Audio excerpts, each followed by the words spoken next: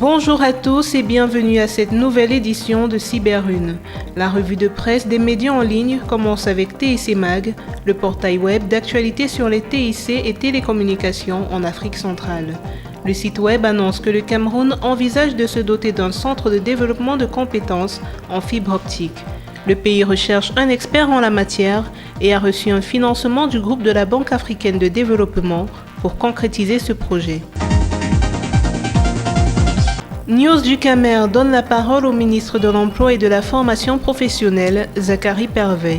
D'après lui, le chômage au Cameroun a légèrement baissé. Le ministre précise en effet que le taux de chômage au Cameroun est passé de 4,4% en 2005 à 3,8% en 2010. Zachary Pervet confie également qu'au Cameroun, 3 900 000 citoyens actifs sont en situation d'emploi inadéquat. Plus de la moitié d'entre eux sont âgés de moins de 25 ans. Le docteur Armand Gemkap, médecin urgentiste, s'exprime sur yaoundéinfo.com au sujet du décès de l'artiste congolais Papa Wemba. Pour cet urgentiste, la mort subite de la star de la rumba était évitable si les témoins qui s'activaient autour du corps inerte de l'artiste avaient appliqué les gestes qui sauvent une vie en le voyant s'écrouler. Le médecin soulève ainsi la problématique de l'apprentissage au grand public de ces gestes simples qui sauvent en cas de malaise cardiaque. Camer.bi parle de la démission silencieuse de Monseigneur Dieudonné Ouatio du Conseil d'Elections Cameroun. Le site rapporte que depuis plus d'un an, le prélat ne se rendait plus aux sessions du Conseil électoral et aurait d'ailleurs rendu son véhicule de fonction. Monseigneur Ouatio aurait écrit au président de la République l'an dernier pour signaler son incapacité à assumer ses fonctions au sein de l'organe électoral afin d'être déchargé de ses responsabilités.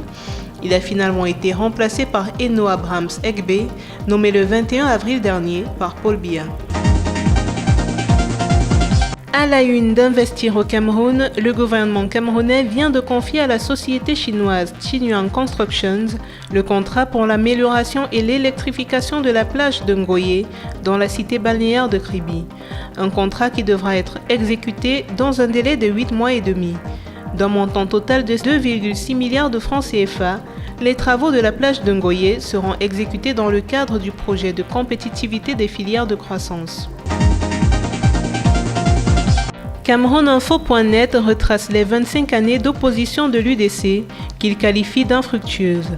Pour le site web, un regard rétrospectif dans la vie de ce parti politique fait constater que ces années ont été marquées par des alliances regroupant l'opposition camerounaise et la société civile.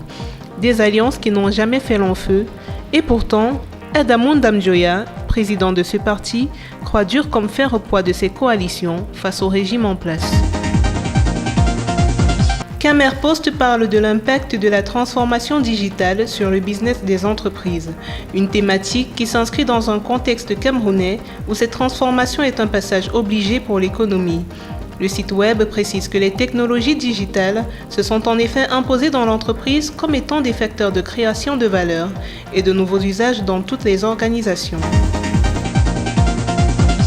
Nous clôturons cette édition de Cyberune avec TIC Mag qui rapporte les propos d'Ernest Gouaboubou à l'endroit des artistes camerounais. D'après le ministre des Mines, de l'Industrie et du Développement technologique, les artistes camerounais devraient davantage s'approprier et maîtriser les TIC et les utiliser pour optimiser la qualité de leur production. Ceci tout en préservant les droits de leurs titulaires et en assurant une juste rétribution de ces derniers. Au revoir et à la prochaine.